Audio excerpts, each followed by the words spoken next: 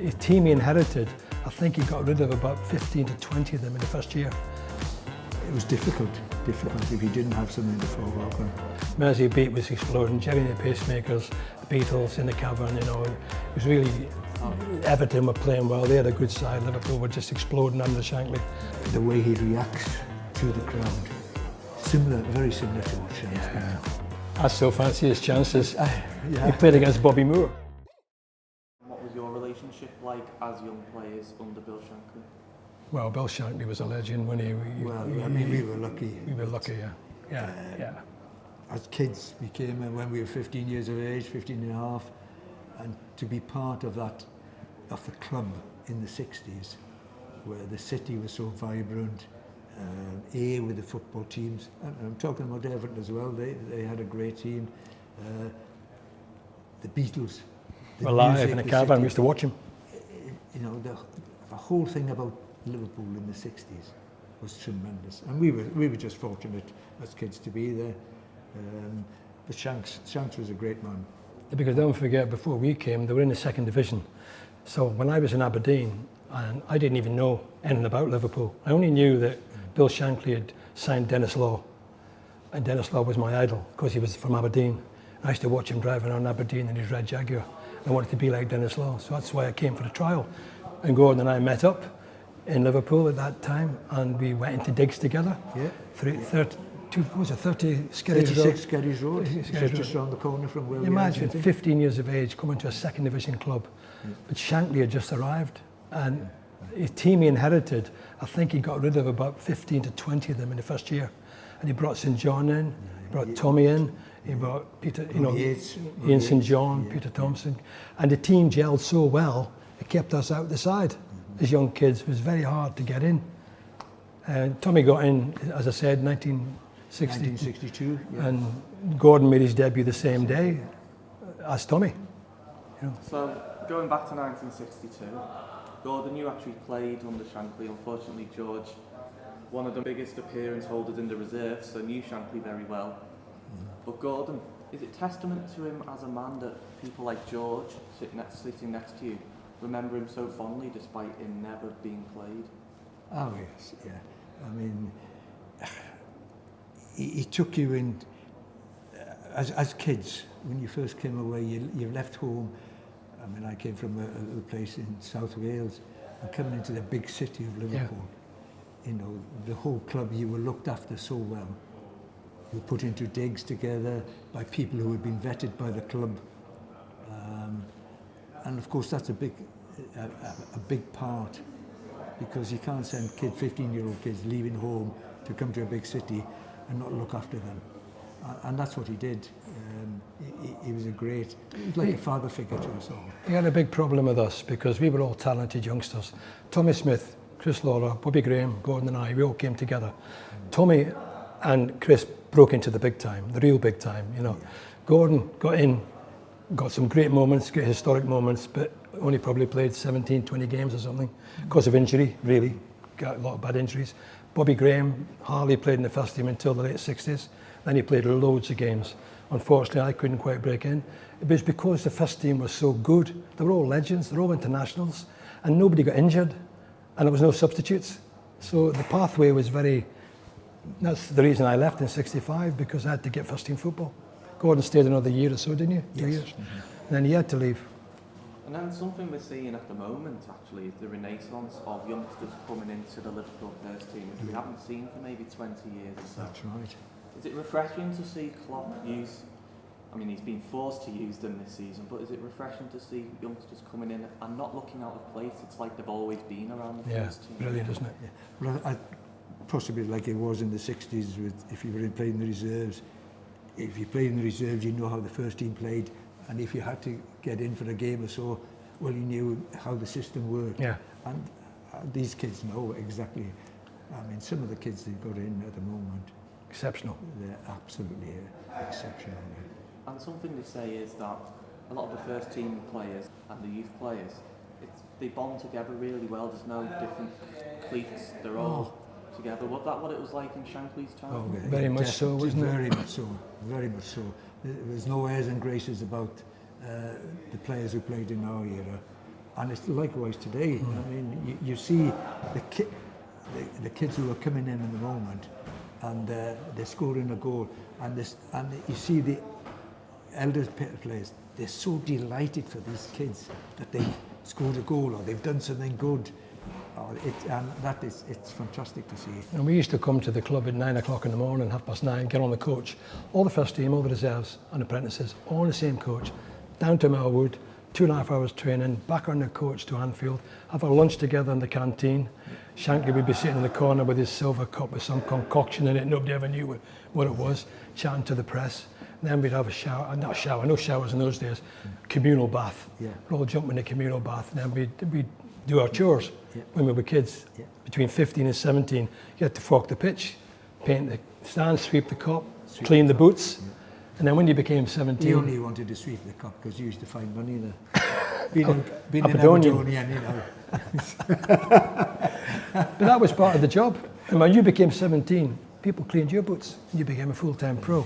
But it was tough, and it must be tough now up at Kirby, because today they've got kids from 9 years old going right up, and to be told you're not going to make it after being there for 6 or 7 years is a nightmare. But in our day, you only had 2 years. You came in as an apprentice at 15, you went to Shankly's office at 17, and he either told you yes or no. You're either going to make it with Liverpool and stay in, or you have to leave, get a job, find another club. So it was quite a ruthless business. That was disheartening for some of the kids. Yeah, fell by I recall, because when we first came, there was about 7 or Some 8. great players. Most of them came down from Scotland. Yeah. And then at the end of 2 years, They 2 were or gone. 3 of them were told, I'm sorry, but you're not going to be signing professional forms. You go back home.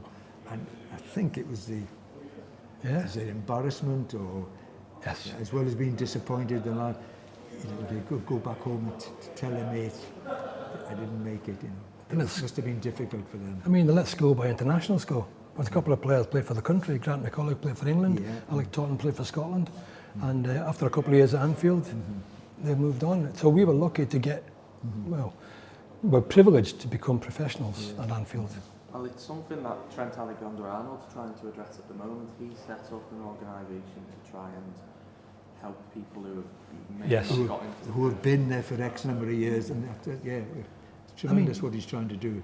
What's his name? Kwanzaa's been there for about 16 years or something, since he's about 6.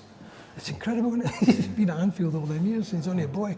And he looks so calm, cool, composed. Oh, he's just unbelievable. Yeah. Just trying to compare across eras, do you think we can? So, yourself as a striker, if you come up against the average first division defender nowadays, do you think it's a different game, or would you still fancy your chances? I still fancy his chances. He played against Bobby Moore. You've got to be confident. I mean, the game now is so different to what it was in the 60s. It's so much faster.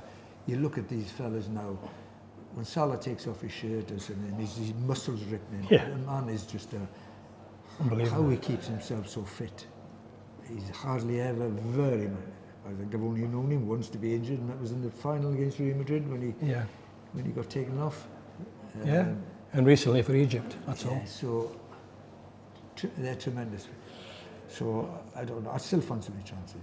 Yeah, because don't forget the pitches now are beautiful. They're like bowling greens. The boots are light, the ball's light. In our day, pitches were muddy. So obviously you're a bit slower than you today. We'd probably be just as fit as they are today with modern training fitness, food, and the pitches. I'd love to play on Anfield now. Pitch as it is now would have been a dream. In our day, the only pitch that was like that was Wembley. It was like all the pitches are now. It was all mowed, wasn't it? Yeah. That's why everybody wanted to be in the cup final, because it was Wembley. And we were at the cup final in '65 when we won it, when Ian St John scored the winner. I mean, what an experience that was, just to be there. First time Liverpool ever won the cup. What were your memories of that 1965 FA Cup final? You didn't play in it, but were you around the squad? Were you around they went up onto the town hall afterwards? Oh yeah. Yes. Were you around that? Yes, we were all part of that in the coach. 500,000 people in the streets. It's unbelievable. First time they ever won it. It was fantastic. It was incredible to see, the turnout. Leaving the station, trying to get down to the town hall was just people standing on. Also the lampposts and everything. I wrote a chapter about it in the book. It describes it all. I mean, the thing is, it was unbelievable being there because for us, that was a dream. To be playing that day must have been... Peter Thompson, Gordon was in partnership with Peter in business, and I was a great friend of Peter, lived in digs with him. And to watch him walking on Wembley, I was so envious. You know, Tommy Lawrence as well. I felt for Tommy. Just envious, yeah. Envious, yeah. I mean, I was thinking, I remember seeing Tommy. I thought, Tommy, the pressure must be on you to catch that ball and not drop it. Can you imagine dropping a ball at Wembley in the cup final? So that man went through a lot of pressure and he came out brilliantly. I mean, they won the game. They were great, weren't they? Yeah. You know, and Shankly was brilliant. Sent to Paisley, we can't lose for this crowd, Bob. And something that happened to Tommy Lawrence was he fell on hard times after retiring. He didn't get a testimonial like other players did. Was that something that happened often with players in your day? You didn't earn as much money as they do nowadays. What did we earn our first as apprentices? £7.50 a week. Maximum wage was 20 quid a week. And then I think it was Jimmy Hill managed to open the gates, and Johnny Haynes of Fulham got £100 a week, and then it all opened up from there. And then later in years, the freedom of contract came in with the Bosman ruling, and then Sky TV and the money, and it all exploded. But in our day, when we come down, we didn't do it for the money. Nobody did. We've got a wage slip, which has got people getting 5 quid. You know, Phil Fern's got £1. You know, I mean, you know, we didn't play. Neither did Shankly. He lived in the same house in West Derby. And Joe Fagan did, semi-detached in Linmore Road. Bobby Paisley, they were not people that were after the money. They were people that played the game, managed the game. For the love of it. For the love of it. And that was a pleasure, really, in many ways. But the problem was, to answer your question, when you got to 30, you had to find something to do.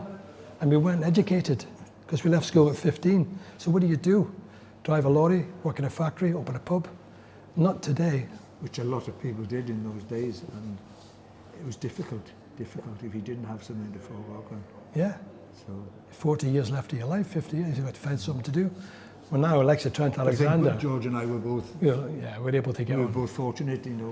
We went, you know, made our way in different ways. In different aspects. And what are you up to now? What have you been doing since? I know George, you were supported by Shankly at times in your career afterwards. Very much so, yeah. Was that the same for you, Gordon? Was I supported by Bill Shankly? No, not really. I mean, I was involved in the garage business with Peter Thompson. Yeah. It was opposite the Kop here, yes, yeah. It was always called Peter Thompson's. Peter was a figurehead, so to speak. He didn't have to take an active part in it, but I run the actual petrol station when I parked in, and had many years there. So I was fortunate that I had something to... You worked hard, though, in that business. But, you know, the realisation that you've got to get up at 6 o'clock in the morning, you know, from getting up at 9, getting to the ground at 10, do a couple of hours training, have lunch, game of snooker, game of snooker, and then go home, and then nothing in the afternoon. Go down the nightclub. Then I've got to go 6:30, you know, get up at 6:30 in the morning, to open up the garage at 7, be there till 7 o'clock at night. It's a different world, you know. Gordon says you can understand why certain players, you know, they couldn't cope with it. He was saying before, well, it's a great time to be there, though. In the Merseyside in the early 60s, Mersey beat was exploding, Jerry and the Pacemakers, the Beatles in the Cavern, you know. It was really, Everton were playing well, they had a good side, Liverpool were just exploding under Shankly.